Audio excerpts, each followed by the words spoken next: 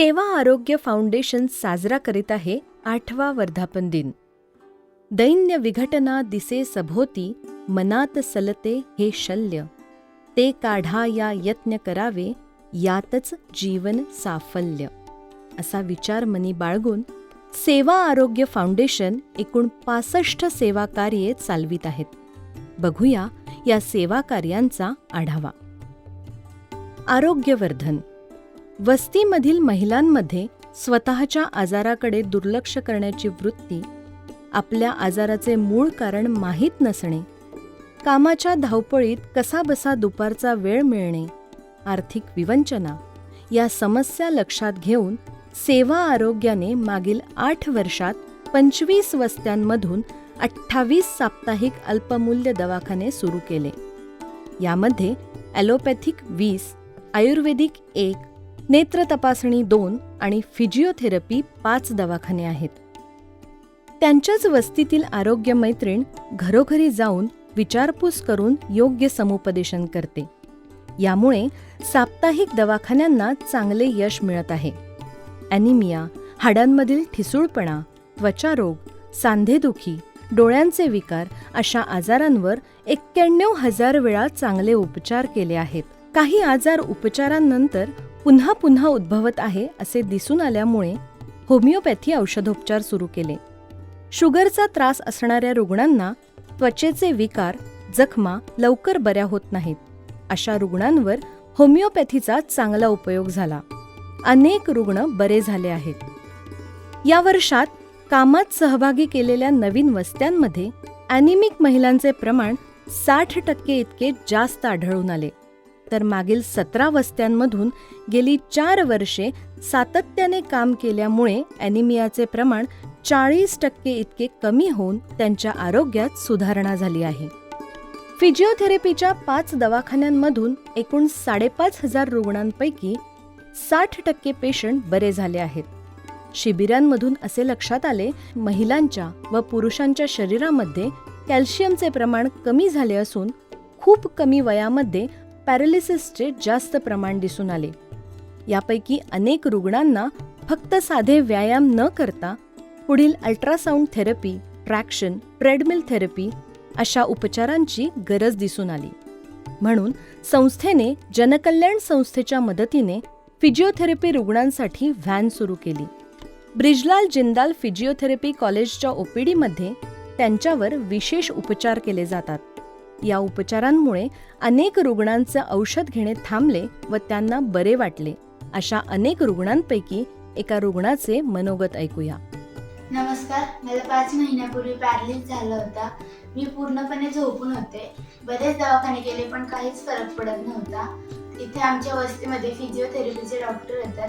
ते डॉक्टर व ताई मला घरी येऊन फिजिओचे व्यायाम शिकवत होते व आता पुढील उपचारांसाठी मला जिंदल कॉलेजमध्ये सुद्धा घेऊन जातात. माझा हा हात काहीच काम करत नव्हता, तो आता मी बऱ्यापैकी उचलू शकते व मला आता 70% फरक पडला आहे.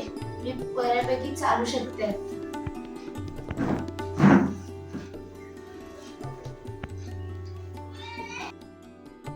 ओपीडी पर्यंत येऊ शकत नाही अशा पेशंटसाठी स्वतः डॉक्टर व आपली ताई पेशंटच्या घरी जाऊन व्यायाम शिकवते व करून घेते.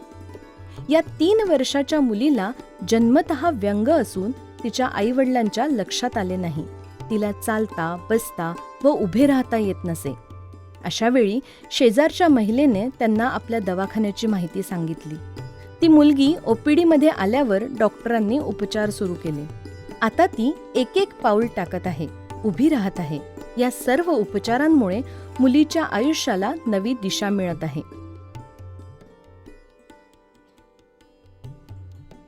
वस्तीमधील अत्यंत गरीब कुटुंबात जन्मतः व्यंग घेऊन जन्माला आलेल्या बाळाच्या पालकांची कहाणी विलक्षण आहे. आम्हाला ना ह्या बाळाचं लय टेन्शन आलं होतं जन्मतानी. एकदम असं तोंड फाटलेलं होतं, त्याला प्यायला येत नव्हतं, काय नव्हतं.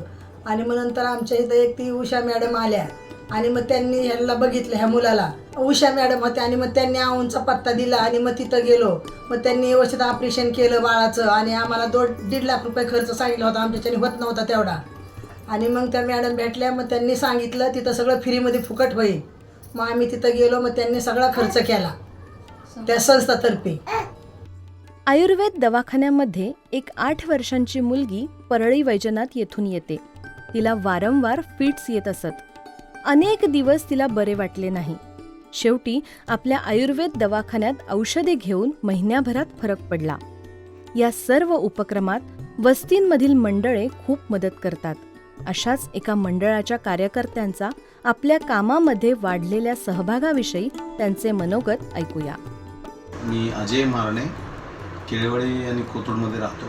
आमच्या विठ्ठल रुक्मिणी सेवा मंडळामध्ये मागील वर्षभरापासून सेवा आरोग्य फाउंडेशनच्या माध्यमातून अल्प दरामध्ये दवाखाना चालवण्यात येतो.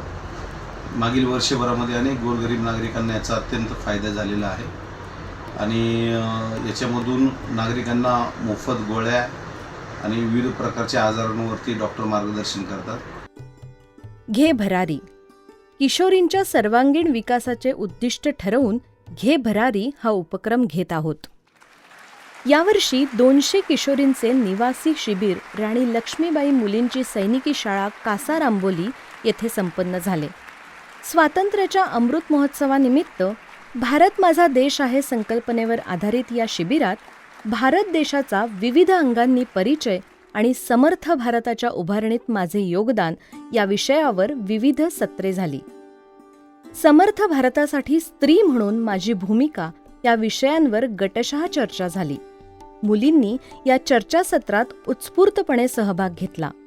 स्त्री म्हणून आपण आपल्या मुलामुलींना चांगले संस्कार देऊन त्यांना चांगले वाईट यातील फरक ओळखायला शिकवून देशाच्या भविष्यासाठी एक सुजाण आणि कर्तव्यदक्ष नागरिक घडवू शकतो असा विचार या चर्चासत्रातून त्यांच्या मनात रुजवला. समाज माध्यमांमुळे किशोरींना अनेक समस्यांना सामोरे जावे लागते हे प्रत्यक्ष उदाहरणे देऊन सांगण्यात आले. मुलींना फ्रेंड रिक्वेस्ट पाठवून त्यांना फसवण्यात येते. त्यांच्या फोटोंचा गैरवापर करण्यात येतो. हे जेव्हा मुलींनी प्रत्यक्ष उदाहरणातून बघितले तेव्हा त्यांच्या मनावर सकारात्मक परिणाम होऊन त्यांनी त्या समुपदेशकांसमोरच आपले फेसबुक आणि इंस्टाग्राम अकाउंट डिलीट केले. किशोरींना व्यवसायाभिमुख प्रशिक्षण देण्यासाठी त्यांना टेबल गुढी आणि नॅपकिन बुके करायला शिकवले. त्या अतिशय सुंदर गुढ्या व बुके करायला लागल्या आहेत. मुलींना आणि पालकांना हा उपक्रम खूप आवडला. काही मुलींनी गुढ्या तयार करून विकायचे ठरवले. या गुढ्या विक्रीचा संस्था प्रयत्न करणार आहे. गेल्या वर्षीपासून समुपदेशनही प्रत्यक्षपणे केले जात आहे. मनातील प्रश्न, जीवनातील समस्या या मनमोकळेपणाने सांगतात. मी घे भरारी प्रकल्पामध्ये किशोरी म्हणून येते. कधी कधी काय होतं की असं खूप मनावर ताण येतो, काय करावं असं ते कळत नाही. कोणाला काही सांगावं, कसं सांगावं, मन मोकळं कुठं करावं हे समजत नाही.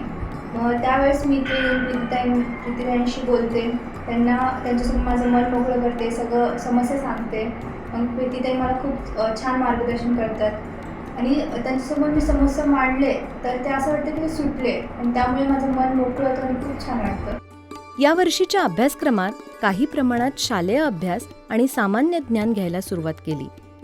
वाचन, पाढे म्हणू लागल्या. 17 वर्गातील जवळजवळ 80% मुलींना 15 पर्यंतचे पाढे पाठ झालेत. मुली आधी आकडेमोड करून गणित सोडवत होत्या, आता त्या मनातल्या मनात पाढे म्हणून गणित सोडवतात, अशा पालकांच्या प्रतिक्रिया आहेत. गेल्या महिन्यात 300 किशोरींची शिवसृष्टी येथे सहल आयोजित केली होती. मुली आणि पालक खूप खुश झाले. संक्रांतीनिमित्त हळदी कुंकू, मातृपूजन अशा आपल्या सांस्कृतिक कार्यक्रमातून पालकांसोबत जिव्हाळ्याचे संबंध तयार होत आहेत. संस्थेतील वरिष्ठ कार्यकर्ते पण यात सहभागी होतात, गप्पा मारतात, संस्थेची माहिती देतात. तेव्हा पालकांना ते जास्त भावतं आणि ते मुलींना वर्गाला नियमित पाठवायला तयार होतात. सेवा आरोग्य फाउंडेशनमध्ये घे भरारीमध्ये जेव्हा राधिका आली तेव्हापासून सुधारणा आहे भरपूर. तिथे पाढे वगैरे घेतात, क्लास घेतात, शुद्धलेखन घेतात. तेव्हापासून तिच्यामध्ये सुधारणा आली आहे खूप. समृद्धी वर्ग. लहान मुलांच्या 20 समृद्धी वर्गात अर्थात संस्कार वर्गात 500 मुले शिकत आहेत. एका समृद्धी वर्गात तर 50 मुलं नियमितपणे येतात. शिक्षिका त्यांचे नवनवीन मैदानी खेळ घेते. वस्तीतील रस्त्यांवरच खेळ घ्यावे लागतात. हे खेळताना मुले अगदी रंगून जातात. अंधार होईपर्यंत घरी जायला तयारच नसतात. आजूबाजूचे पालकही मुलांच्या या खेळाचे कौतुक करतात. मुलांचे आरोग्य चांगले राहावे म्हणून खेळाबरोबरच आपण मुलांसाठी आरोग्य शिबिरे घेतली. 450 मुलांची आरोग्य तपासणी केली. उन्हाळी सुट्टीचा उपक्रम म्हणून असाच एक वेगळा उपक्रम आपण घेतला, वॉल पेंटिंग. कोथरूडमधील एका बालवाडीच्या भिंतीवर आपल्या मुलांनी ॲक्रेलिक पेंटिंग केले. यात फळांची बाग, भाजीचा मळा, अंक, इंग्रजी मुळाक्षरे, समुद्र व त्यातील जलचर प्राणी अशी अनेक चित्र काढली व ती छान रंगवली. मुलं वहीवर तर चित्र काढतातच, पण भिंतीवर चित्र काढून ते रंगवणे हा अनुभव मुलांनी पहिल्यांदा घेतला. मुलांना मज्जा आली. रंगवायला खूपच कमी वेळ मिळाला, अजून रंगवायचे होते अशी इच्छा मुलांनी व्यक्त केली. आपण हे पेंटिंग शाळेच्या सुट्ट्यांमध्ये केले, पण खरा आनंद मिळाला तो बालवाडी सुरू झाली आणि मुलांनी आपली शाळा एवढी रंगीबिरंगी पाहिली तेव्हा. मुलांच्या चेहऱ्यावरील आनंद पाहून खरंच खूप छान वाटले. यावर्षी गणपती मूर्ती तयार करण्याचा प्रशिक्षण वर्ग घेतला. आपल्या आवडत्या गणपती बाप्पाची मूर्ती स्वतःच्या हाताने साकारताना 200 मुलांचा उत्साह अगदी ओसंडून वाहत होता. आनंद त्यांच्या चेहऱ्यावर दिसत होता. मुलं अगदी तहान भूक हरपून तल्लीन होऊन आपापली मूर्ती कशी सुंदर, रेखीव आणि मनमोहक बनेल यासाठी प्रयत्न करत होती. आजपर्यंत आपण छत्रपती शिवाजी महाराजांच्या हिंदवी स्वराज्याच्या गोष्टी ऐकल्या आहेत, वाचल्या आहेत, पण साक्षात छत्रपती शिवाजी महाराज आपल्याशी बोलू लागले तर मुलांनी ह्याचा अनुभव घेतला. आंबेगावच्या शिवसृष्टीमध्ये शिवाजी महाराजांनी जिंकलेल्या किल्ल्यांच्या प्रतिकृती, त्यांची शस्त्रे पाहून मुले भारावून गेली. शिवाजी महाराजांच्या घोषणांनी त्यांनी शिवसृष्टी दुमदुमून सोडली. छत्रपती शिवाजी महाराज की जय! भवानी! अभ्यासात मुले मागे पडू नये म्हणून यावर्षीपासून त्यांची अभ्यासाची तयारी पण सुरू केली आहे.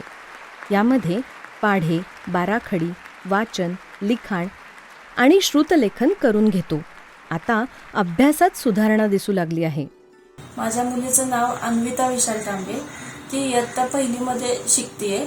ती समृद्धी क्लासला जाते. तिथे तिला सध्या बेसिक पाढे, अंक वाचन, मुळाक्षरे शिकवत आहेत आणि ते तिला सगळं लिहिता वाचता येतं. त्यामुळे ती शिकली आहे. राम मंदिर उद्घाटन सोहळ्यानिमित्त आपल्या कार्यकर्त्या सर्व वस्त्यांमध्ये अक्षता वाटपासाठी घरोघर फिरल्या. 22 जानेवारीला प्रतिष्ठापनेच्या दिवशी वस्त्यांमधील मंदिरांमध्ये सुशोभीकरण केले. सगळीकडे आनंदोत्सव साजरा केला. शैक्षणिक उपक्रम. संस्थेबरोबर काम करणाऱ्या वस्तीमधील 80 महिलांच्या मुलांचे सर्वेक्षण यावर्षी केले. तेव्हा असे दिसून आले की अनेक मुले पूर्ण इंग्रजी किंवा सेमी इंग्रजी माध्यमात शिकत आहेत. करोना काळात झालेली शिक्षणाची आबाळ, पालक मुलांच्या शिक्षणात लक्ष देऊ शकत नाही.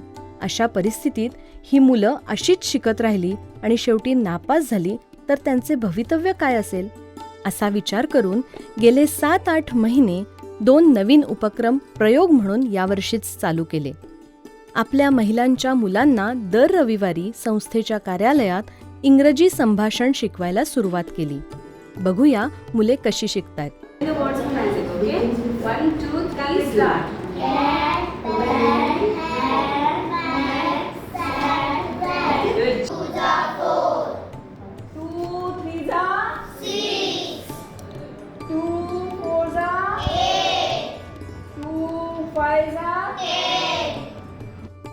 दुसरा उपक्रम म्हणजे वस्तीमध्ये मुलांच्या घरी जाऊन त्या इयत्तेमधील गणित, शास्त्र शिकवणे. परिस्थिती अशी आढळली की मुलांची आधीच्या 2 इयत्तांचीच तयारी करून घ्यावी लागत आहे. या दोन्ही उपक्रमात अनेक शिक्षक स्वयंसेवी वृत्तीने सहभागी झाले आहेत. कैलास वस्तीमध्ये राहणाऱ्या आजींची आपण मोतीबिंदू शस्त्रक्रिया करून दिली. त्यानंतर एका कार्यकर्त्याने त्यांना ब्लँकेट देण्याच्या निमित्ताने भेट घेतली.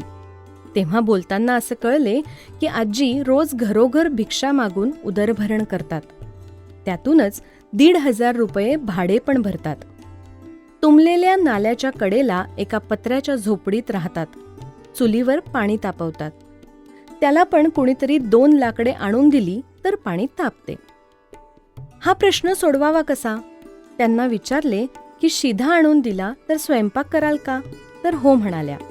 लगेचच त्या कार्यकर्त्यांनी 600 रुपयांचा किराणा, कांदे, बटाटे घेऊन दिले.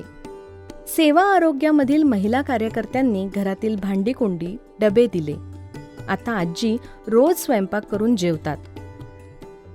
आरोग्यवर्धन, घे भरारी, समृद्धी वर्ग, शैक्षणिक मदत एवढेच करून सेवा कार्य संपणार नाही. तर अशा अनेक निराधार आजी आजोबांना, ज्यांची पोटाची खळगी भरण्याची भ्रांत आहे, अशांना जर आधार देता आला, त्यांच्या अंधकारमय जीवनात थोडा तरी आनंद निर्माण करता आला तर आपले जीवन सार्थकी लागेल असे वाटते. या सगळ्या सेवा यज्ञात आपल्यासारख्यांचे मदतीचे शेकडो हात पुढे येतील असा आम्हाला विश्वास वाटतो. त्यातून 4 पावले पुढे टाकता येतील. धन्यवाद.